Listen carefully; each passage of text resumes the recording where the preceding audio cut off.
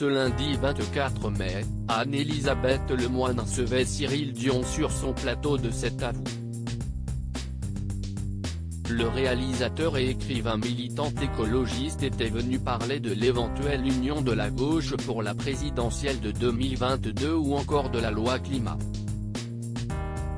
Mais ce n'est pas tout, Cyril Dion a aussi profité de sa présence sur le plateau de France 5 pour libérer la parole sur les agressions sexuelles. L'écrivain de 42 ans a lui-même été victime d'agressions sexuelles lorsqu'il était enfant.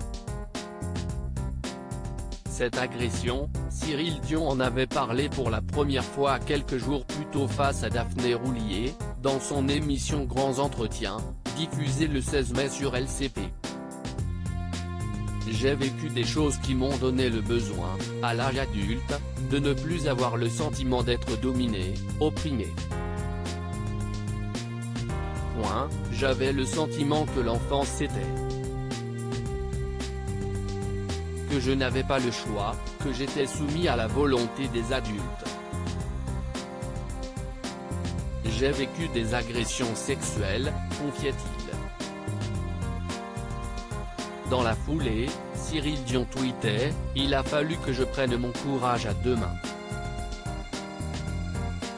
Comment la Familia Grande a aidé Cyril Dion? Ce troublant témoignage, Cyril Dion est revenu dessus en toute transparence face à Anne-Elisabeth Lemoine.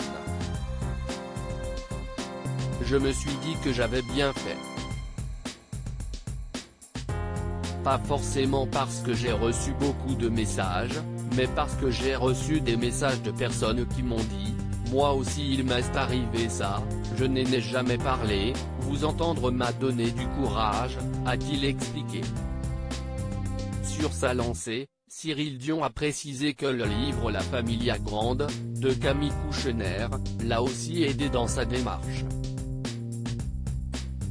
Depuis, livre, il y a eu énormément de libération de la parole et moi ça m'a chamboulé. Ça m'a vraiment fait traverser une période hyper difficile mais extrêmement saine parce que ça m'a permis de revisiter ce moment de ma vie, de recommencer une thérapie, a-t-il confié, en soulignant le courage du frère de Camille Kouchner et de tous les gens qui ont parlé à ce moment-là. Pour terminer son témoignage, le père de famille a tenu à rappeler qu'1 enfant sur 5 est victime de violences sexuelles en Europe.